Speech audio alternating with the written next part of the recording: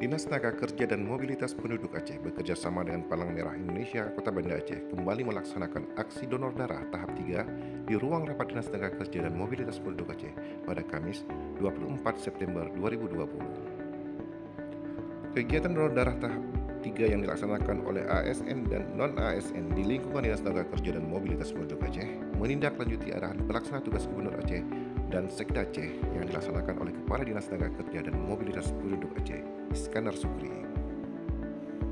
Sebanyak 60 ASN dan non-ASN yang tercatat dalam daftar aksi donor darah tahap 3 di lingkungan Dinas Tenaga Kerja dan Mobilitas Penduduk Aceh. Kepala Dinas Tenaga Kerja dan Mobilitas Penduduk Aceh, Iskandar Sukri, saat mendonorkan darahnya menjelaskan pelaksanaan donor darah ini tetap menerapkan protokol kesehatan.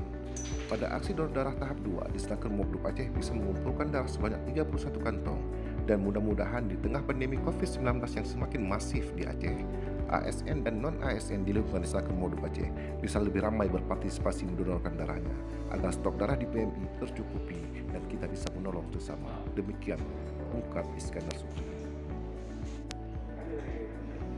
Aksi donor darah tahap 3 di lingkungan Dinas Tenaga Kerja dan Mobilitas Penduduk Aceh hanya terkumpul darah sebanyak 9 kantong.